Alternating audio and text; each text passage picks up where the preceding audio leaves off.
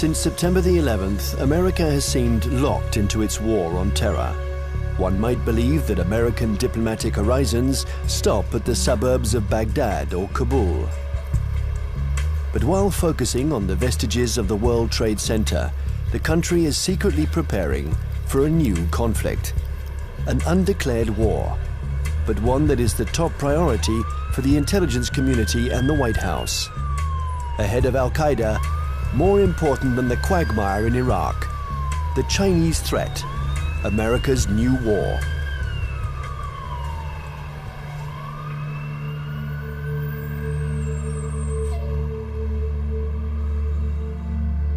They have a term they call comprehensive national power, which is economic, political, military, all together, cultural. And they say this is the essence of China. This is the time for China to rise. Our time has come. This is the Tang Dynasty again. We are a great power. We are a world power. They are playing the old Sun Tzu game, winning the fight without firing a bullet, or that isn't what Sun Tzu said, but win the battle without losing men. That's the best way of winning. And I think they're very conscious of this, but they're willing to fight.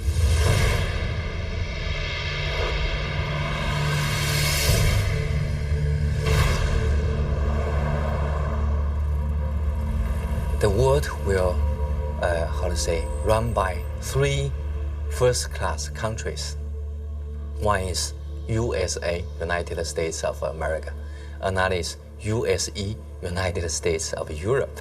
Then the Greater China.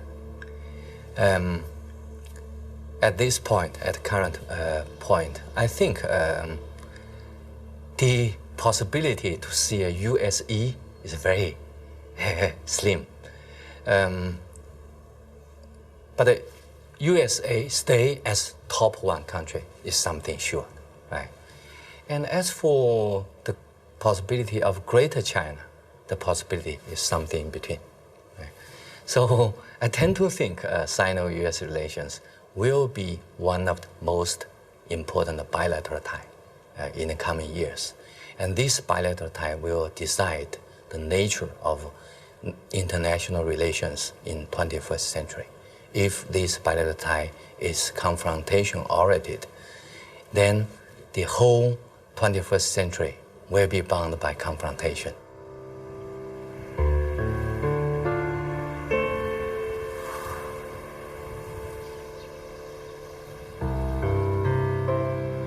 Kinmen Island, the actual frontier between the two giants, and where the ultimate confrontation may take place.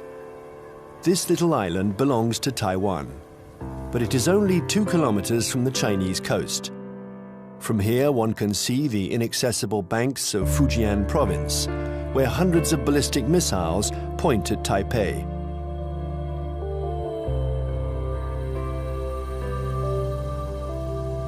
"24 hours a day, for 60 years, Taiwan has been watching Communist China. This island, regularly threatened by Beijing, has been bombarded thousands of times. It has never surrendered. America has sent a message to Beijing. The fall of Kinmen would lead to a direct confrontation. We're in the Strait of Taiwan. It's here that a military clash might one day break out.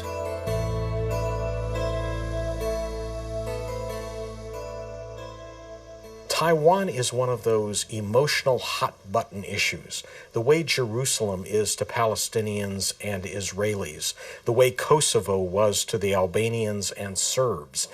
And for most mainland Chinese, Taiwan is rightfully a Chinese province. This was territory that they believe was stolen from China by Japan in the 1895 war, and that the United States prevented reunification during the early stages of the Cold War because of our opposition to communism.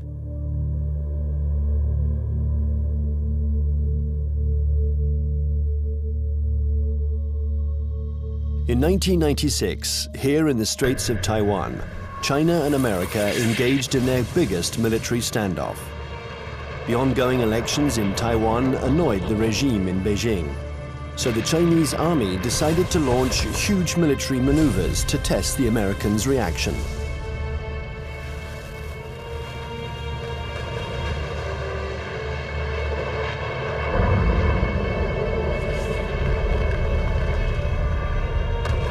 After several days of this Chinese show of force, Washington deployed 2 aircraft carriers.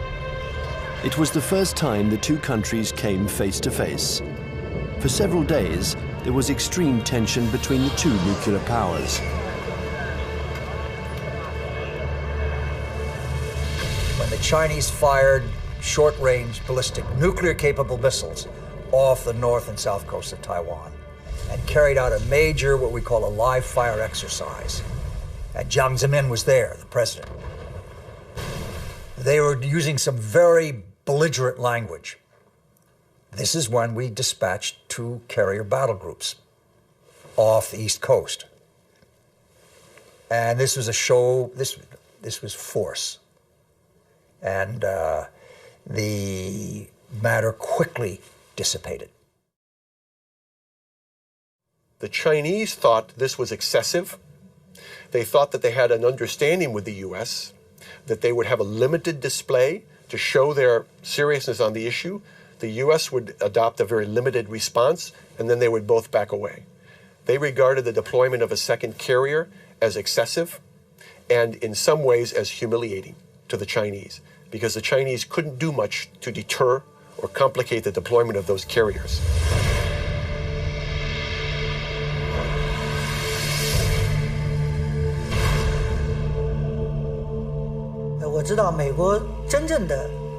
I know this story well, and I can tell you that the truth is very different from the American propaganda.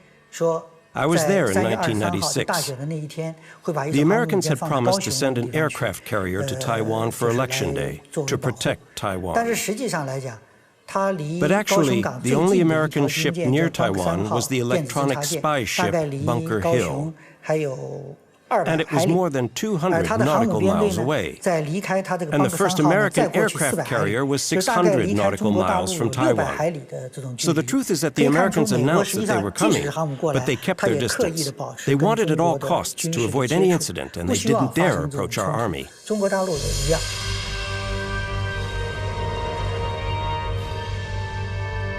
Even if the Americans didn't take much of a risk, in the eyes of the world, they reaffirmed a sacred principle of their foreign policy.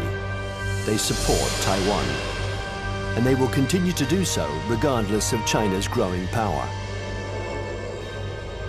I think believes Taiwan is very important for a number of reasons, not to mention the fact that it's our 8th largest trading partner, our 6th largest market for agricultural goods.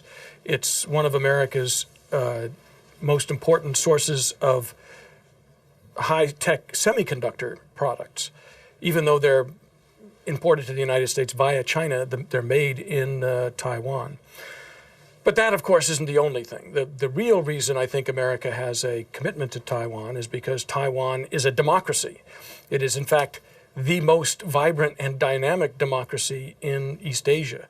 And it's a democracy that came to fruition under the pressure of the U.S. government, primarily the Congress, after 40 years of very tight authoritarian rule by a regime that came from mainland China. I think, however, the real reason that the United States, especially the Pentagon, is so concerned about Taiwan is that it has been a very strong defense and intelligence partner for the last 50 years, including the last 30 years since the breaking of relations with the Republic of China on Taiwan. We have still maintained a very strong defense relationship and a very strong intelligence collection relationship with Taiwan. I would say the United States is committed to Taiwan. This goes back historically a long, long way. World War II, we were there. And we were looking for a strong, unified, democratic China. Well, we got 2/3 of it. Strong and unified, not democratic. Now we're calling China a responsible stakeholder. We've got half of it. We've got a stakeholder, but not a responsible one yet. The U.S. feels that we have an obligation, legal, moral, to Taiwan, that we cannot stand idly by and let this be taken over by what looks like an authoritarian, communist-influenced power. This cannot be.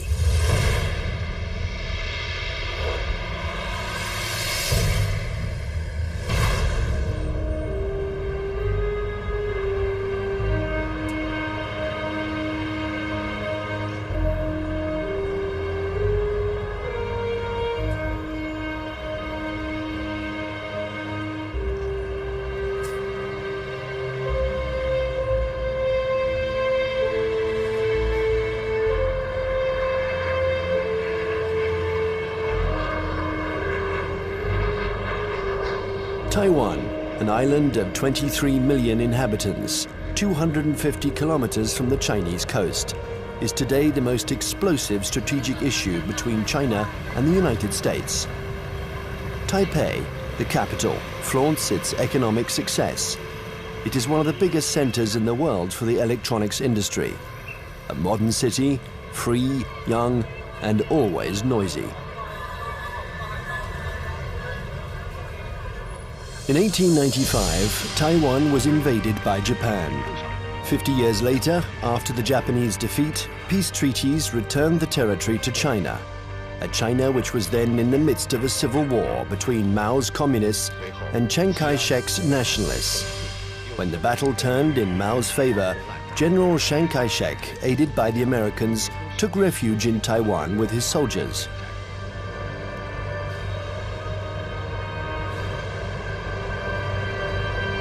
Since then, two Chinese governments have coexisted. In Beijing, the communist regime that controls the entire mainland. And in Taipei, the nationalist regime, having become little by little a democracy, calling itself the Republic of China, which rules only Taiwan. Officially, these two governments both claim to be the legitimate representatives of all the Chinese. Taiwan is not recognized as a state by the UN. Only 20 small countries maintain diplomatic relations with the island. A fragile independence, while Beijing still considers Taiwan as the 23rd province of the People's Republic, a rebel province that the regime intends to reunite with the motherland. I would say two major motivations. There are many others, but two major ones. The first one is national pride, unification of China. They are committed to this. This is a strong emotional drive in China. And you don't downplay it. It's real. It's powerful. The second is strategic. They know through history, if Taiwan is in unfriendly hands, that China is very badly affected. If you turn the globe around, and if you were the Navy commander of the Chinese armed forces, then you will see the only way to protect my coastline is to extend our defense and power projection capability far away from our territory. Why I need to do that? Because the economic center, financial center, education center, production center of today's China is all on the coastline. So the Navy's mission is to make sure that nobody touched this so I can continue to grow. To go out, you have a big stone right there. You can go other places, but there is a stopper, a stone blocking your way, and that's Taiwan. Now, Taiwan depends on the outcome of elections that could change its executive power and stock market risks that can endanger its economy. Beijing, nevertheless, has understood that whatever the mood on the island, especially when it is favorable to political reconciliation, the strategy must never change. Imperturbable, the communist regime continues. On one hand, to offer Taiwan favorable business privileges on the mainland. On the other hand, it regularly reiterates its military threats.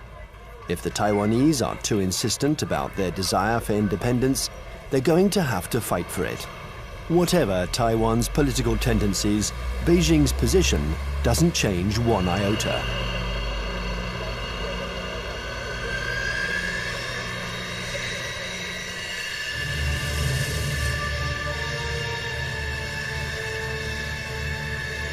A freeway in the middle of the island of Taiwan. In a few minutes, it has been transformed into a landing strip. The population watches this military exercise. They're used to it.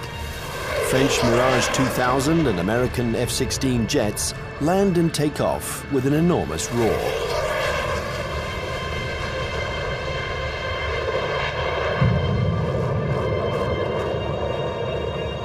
Faced with the uncertainty of American support, Taiwan organizes its own defense.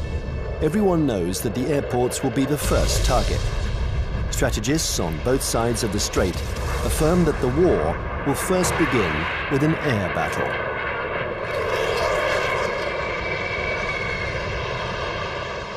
I think that experts the world over know that it's very difficult to succeed with an invasion. We still remember Normandy. In a strait like ours, it's what's in the air that will make the difference. And we've always tried to keep a strategic advantage over China, our air superiority. But with the Chinese missiles, this equilibrium has been put into question. They can destroy our airports, and if they are destroyed, we lose our only advantage over China, our air superiority.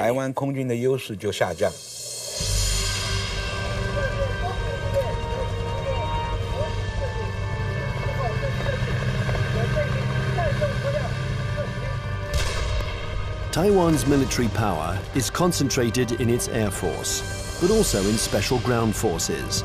They are training to face the Chinese People's Liberation Army. In the event of a conflict, they expect elite Chinese troops to parachute onto the island to attack strategic targets.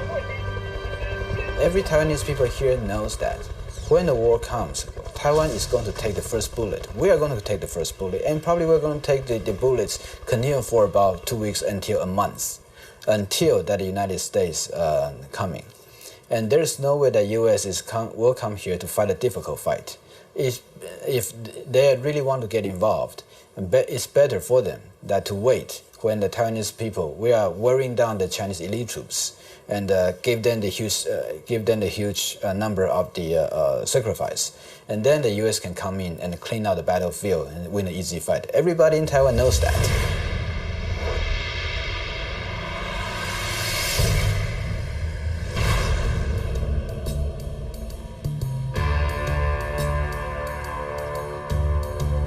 In Washington, the scenario of the next confrontation is a constant preoccupation. They know that Chinese military power has increased significantly. But how the Pentagon will react in case of a new Taiwan crisis remains a mystery. It's certainly not automatic, the support for Taiwan. It never has been. The United States has always maintained a policy of so-called strategic ambiguity, in which neither Beijing nor Taiwan can know clearly what the U.S. response might be under any given set of circumstances. I think that 10 years later, from 1996, the missile crisis in the Taiwan Strait, to 2007, we would approach the Taiwan issue with a little bit more caution. We would approach the Taiwan issue with a lot more caution. What this means, I think, is that we would be probably resupplying Taiwan by air. We probably would put a active duty military contingent on Taiwan rather than risk putting our ships in harm's way. Coming away from this crisis, the U.S. has concluded that I think there's been problems in what they've concluded. The U.S. has concluded that the Chinese were somewhat intimidated by the U.S. deployments, and that in fact they now know the U.S. is very determined to use force, if necessary, to ensure peace and stability in the Taiwan Strait. In fact, however, I don't think the Chinese were all that intimidated by the deployment of the carriers. What they were is it strengthened their resolve to acquire capabilities so that they won't be intimidated in the future.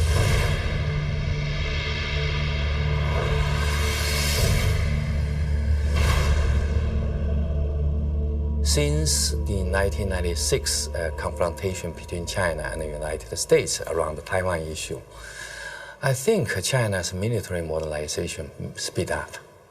And people saw some achievements, right? Now China owns J-10. That's the typical third generation fighter. And that made China is the third country that can independently produce the third generation firefighter. I think that's a strong signal to the US side, what achievement on military modernization on PLA side. If China's own terminal objective is trying to so-called unify Taiwan by using force to take over, I think their military capability is good enough. But I don't see that, because they're increasing their military budget over the last decade, almost every year, 2 digits.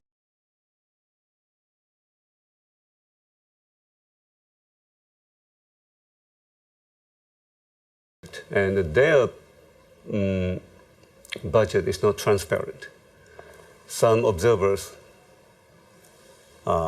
calculated, they said, well, in fact, the real number could be triple or double the current budget that they made it public. So why they are doing it? They even, for instance now, they even try to show off they have the capability to destroy the satellite circling around in space. Why they did it? Because they want to show to the rest of the world that we are capable of one day becoming a superpower, maybe overtaking the United States.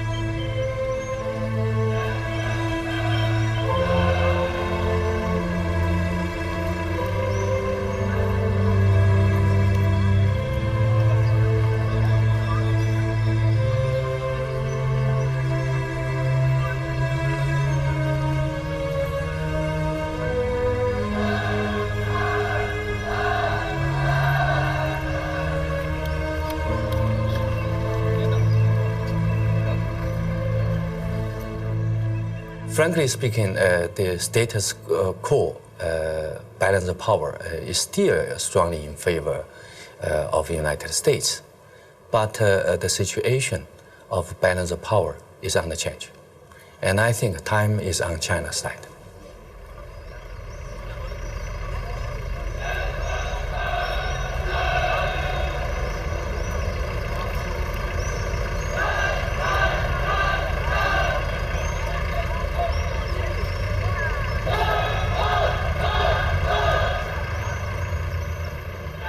Since the 1996 crisis, the United States and China have often had occasion to test each other's resolve. Small conflicts, sometimes public, sometimes secret, that can be understood today as a pattern of confrontations between the two powers. On May 7th, 1999, in the midst of the Kosovo War, NATO bombed the Chinese embassy in Belgrade. 3 Chinese people were killed. NATO claimed it was a military error. CIA had apparently furnished the wrong maps. In answer to this provocation, the Chinese organized mass demonstrations in front of American embassies.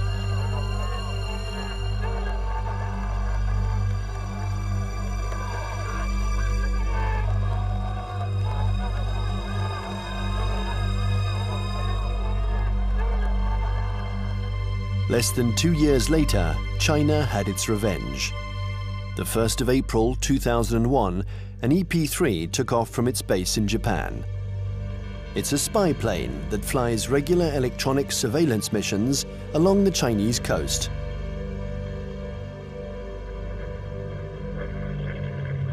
After 6 hours of flight, while still in international airspace, the American airplane was intercepted by 3 Chinese jets. This had been going on for some months. The Chinese planes came within a few meters of the American plane, a little game that the pilots were used to. One of the Chinese pilots was Wang Wei, and the crew of the EP-3 knew him well.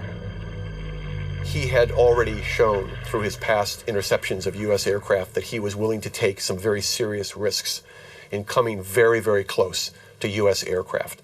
They knew him well. Smart Alec, hot dog we call him. He's in the thing and screw you, and Sam, he comes up like this. Well, he comes a little bit too close. And the Chinese, again, the propaganda apparatus turns on, and they say, our plane deliberately turned, hit his plane, and it crashed. Your fault. And we said to China, that defies the laws of physics. The U.S. government had already expressed its concern over this to the Chinese government.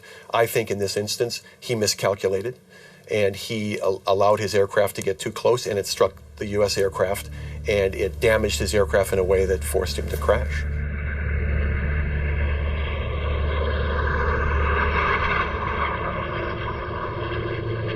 The Chinese jet plunged into the sea. Its pilot was declared missing. The EP-3 was seriously damaged. It was forced to make an emergency landing, but the closest airstrip was a Chinese military airbase. The airplane succeeded in landing there, but it was now in Hainan, and the crew was immediately taken prisoner. Our air crew is immune to PRC jurisdiction. For the next 10 days, China and the US would perform a diplomatic ballet, each accusing the other of responsibility for the accident.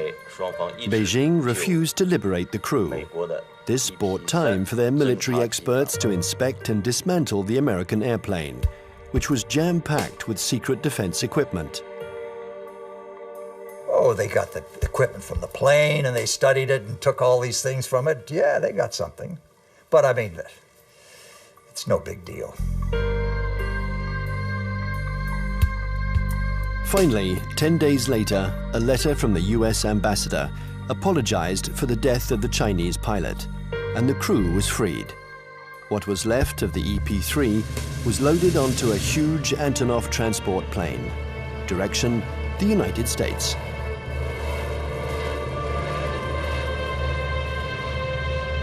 The People's Liberation Army did the same thing after each small battle. They analyzed all American techniques and strategies. It was almost an obsession with Beijing. Chinese military development was entirely oriented towards a confrontation with the US. In 1996, China understood that aircraft carriers were the main threat, so they tried to develop arms to counter them.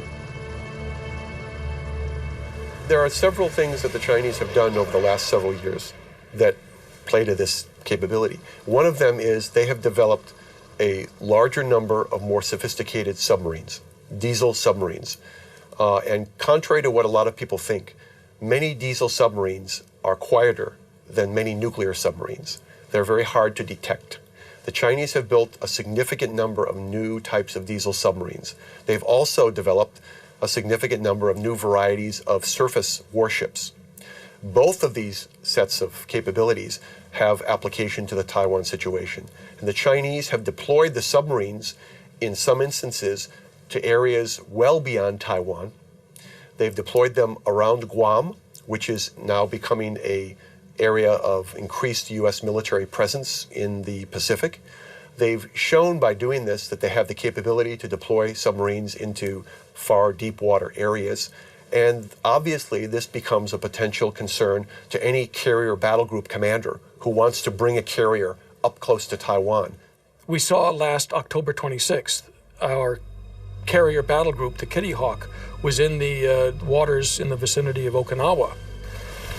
And all of a sudden, there emerged right in the middle of the carrier battle group, a very modern Chinese submarine that nobody had seen, nobody had heard. It came up within a few miles of the Kitty Hawk itself. And we know that this submarine is equipped with very advanced torpedoes, and that if it wanted to, it could have sunk our carrier. The Chinese know we are dependent on two things militarily in Asia. Number one, satellites. Number two, aircraft carriers. They have demonstrated to us they can take out each one. Will they ever do that? I doubt it. This is what you might call psychological warfare.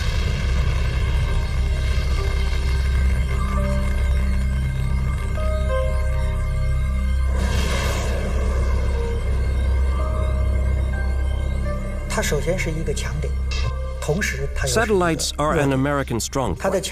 But if you look closely, they can also be a weak point. The U.S. relies on satellites to control their entire communications network, and that's a weakness.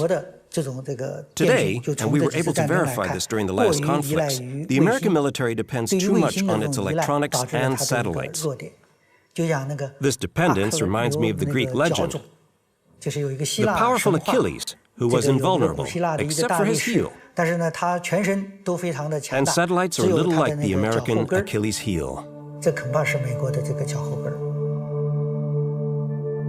11th of September 2006, the People's Liberation Army launched a missile that destroyed one of its own satellites.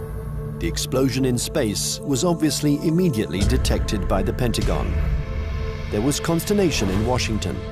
Nobody had anticipated this Chinese initiative.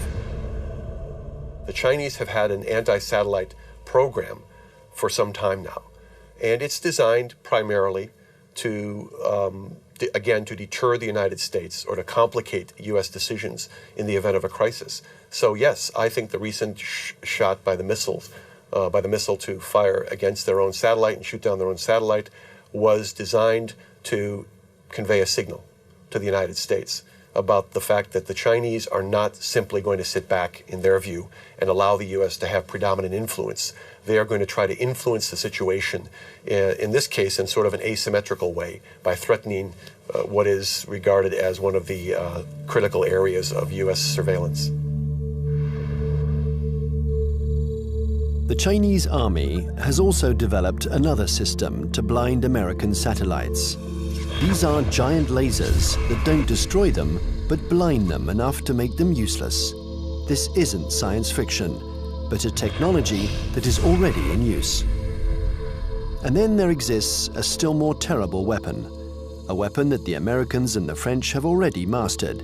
Its development was a priority for the Chinese army. The Chinese have followed very closely the American dependence on the electromagnetic spectrum, the use of communications and networking among satellites and ships and command systems to fight a war. They saw what happened in the first Gulf War, they saw what happened in Kosovo, they watched Afghanistan, they watched the second Gulf War, and they realized that we are more and more dependent on the electromagnetic spectrum and moving communications back and forth. And an electromagnetic pulse, which is produced by detonating a nuclear weapon, usually fries transistors and stops that kind of communication. An electromagnetic impulse weapon uses a nuclear explosion to generate an electromagnetic wave. When this wave hits boats or planes, it instantaneously destroys all electronic equipment. No one dies, provided they are far enough away from the nuclear explosion. But the American battleships, totally dependent on electronics, would immediately be disabled. The Pentagon report described a nuclear detonated or nuclear generate EMP. I asked people in Pentagon, why don't you say they have conventionally generated EMP? They say, we don't want them to know whether we know them. The conventionally generated EMP is less problematic and it is more useful or more usable, because when you have this EMP, there would be no nuclear fallouts. There would be less international protests. They already have it.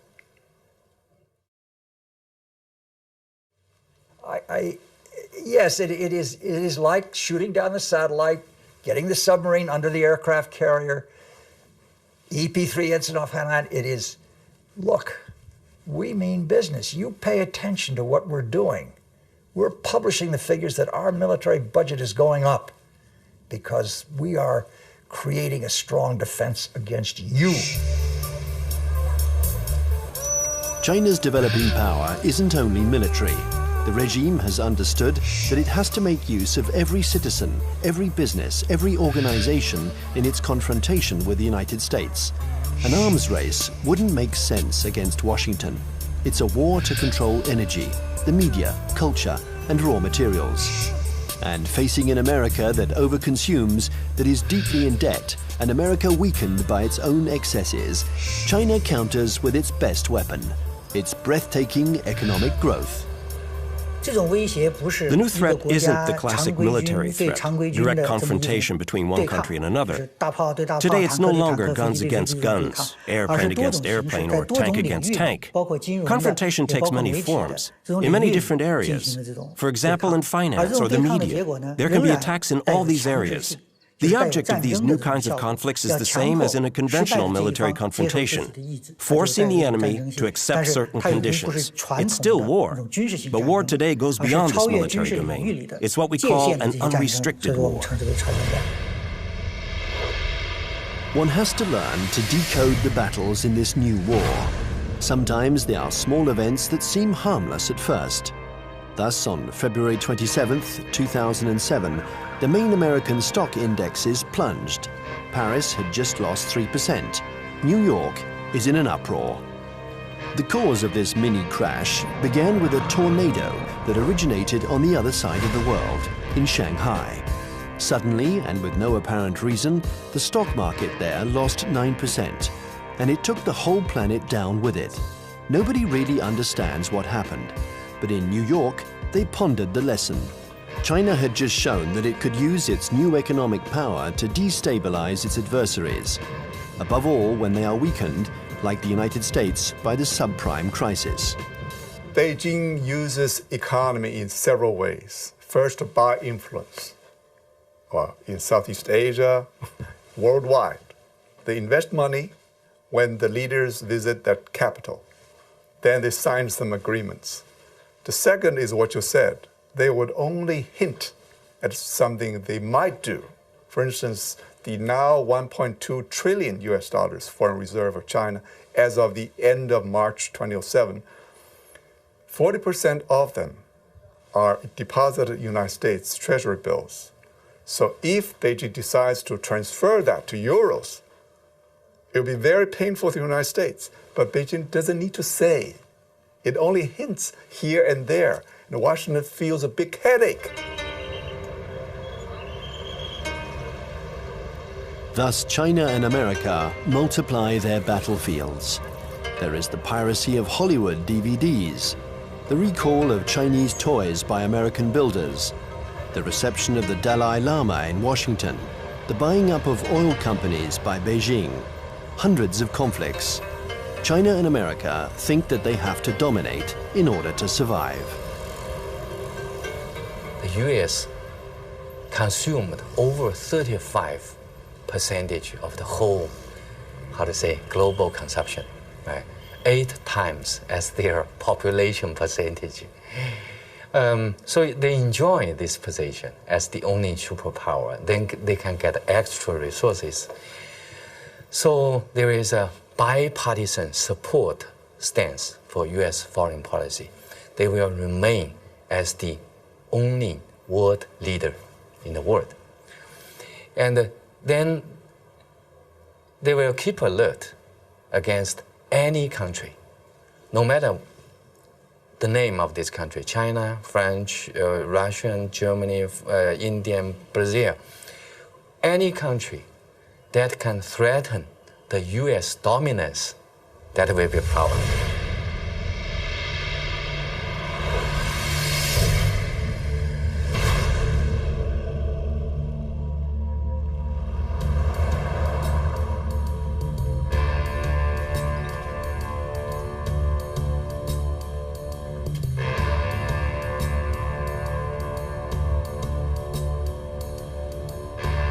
In Washington, China has become the major preoccupation of every administration. China is a competitor in the realms of economics, media, and technology. World hegemony is no longer measured by the number of nuclear warheads.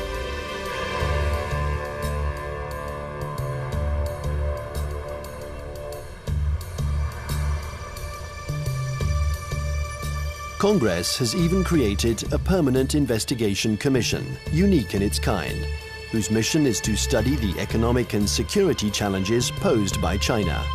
Russia never got that kind of attention during the times of the Cold War.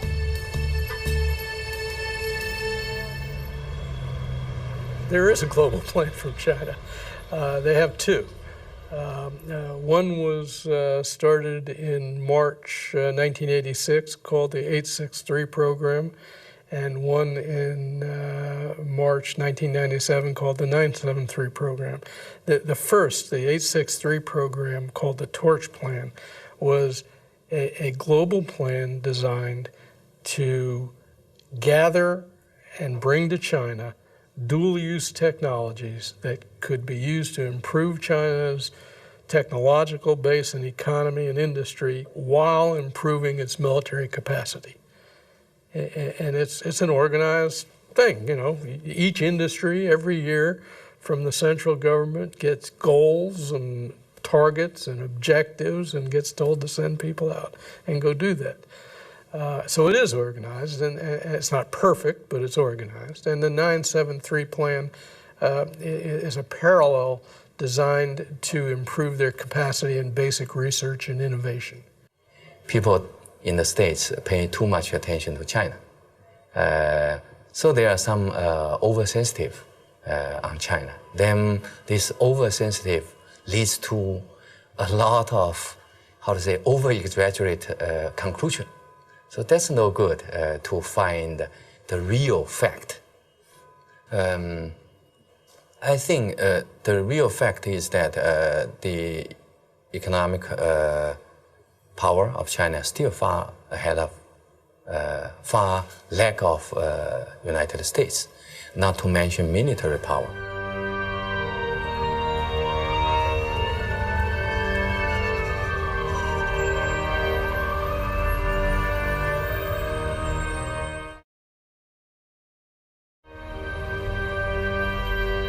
If the French Foreign Intelligence Collection Service goes to a student and says, while you're at Tufts University, we want you to go over to some laboratory and gather this, the student can say, I'm busy. It's going to interfere with my dissertation. If the Chinese intelligence service goes to a student and says, we want you to, you want a visa? You want a passport? When you go to the United States or to France, you will write a dissertation on this, you will work on this project, and you will report back to us, or you'll never get a job in China, or your family will lose its house. Now, they have the capacity to do that. The United States cannot maintain itself as a superpower if we allow our industrial production to be offshored, to be outsourced. And that's what's happening now. We're finding very large amounts of our basic core industries. And I don't mean just like steel. Steel is one of them, copper, basic, resources. But things like semiconductors. And when we find that our semiconductor industry has gone from 12, state-of-the-art wafer fabs to 3, because more and more are being built in Taiwan and Japan and, well, not in Japan, in South Korea. And in China, if we're allowing our, state-of-the-art, cutting-edge electronic science and technology research and development move to China, we can't survive as a superpower.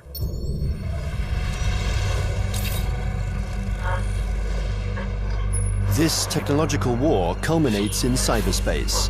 China and the US have armies which are developing cyber soldiers who spy on or attack each other's computer networks.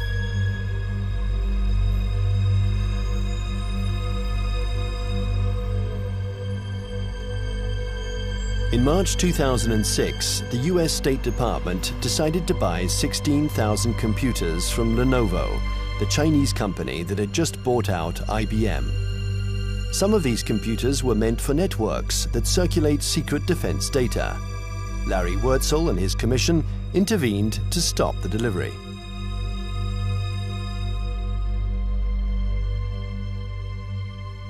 Having been an intelligence officer for a lot of years, 25 years in military intelligence, and having also, for a part of that time, worked on counterintelligence and signals intelligence, communications intelligence, that I knew it was technically possible to alter or embed either software or even hardware into a computer that would allow someone access to a whole network.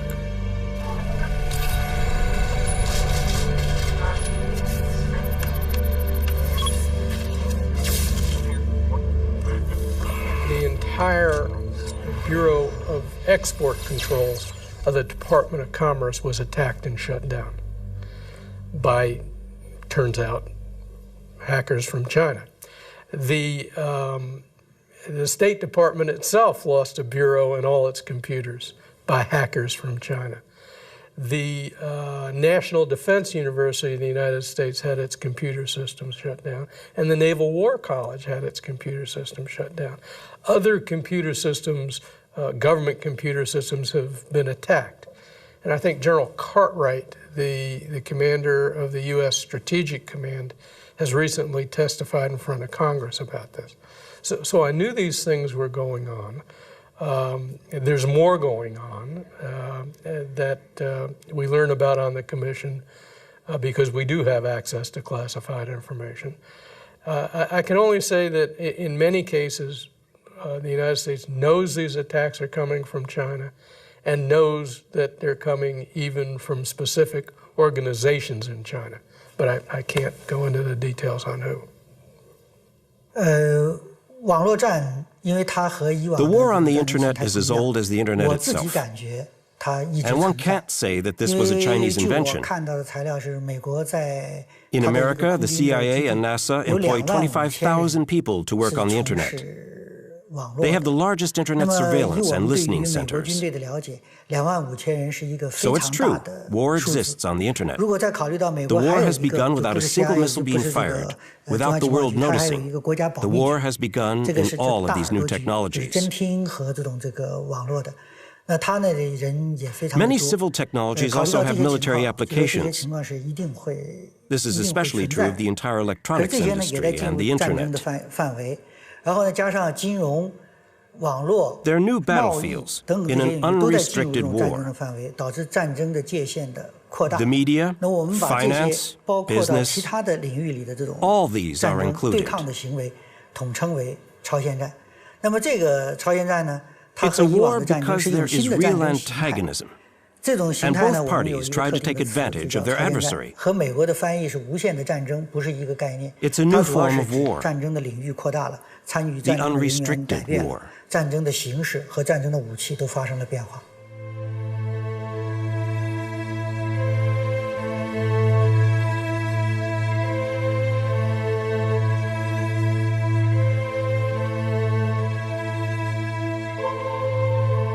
This unrestricted war has already begun.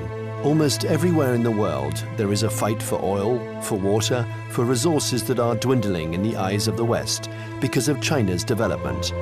America uses its military might to assure its power and guarantee its vital supplies. China employs an asymmetrical strategy. It looks for its adversaries' weak points. Nevertheless, this war is apparent everywhere in the world.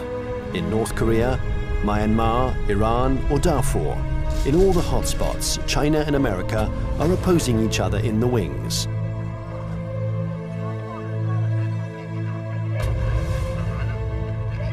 remember the words of Deng Xiaoping: there cannot be two tigers on the same hill.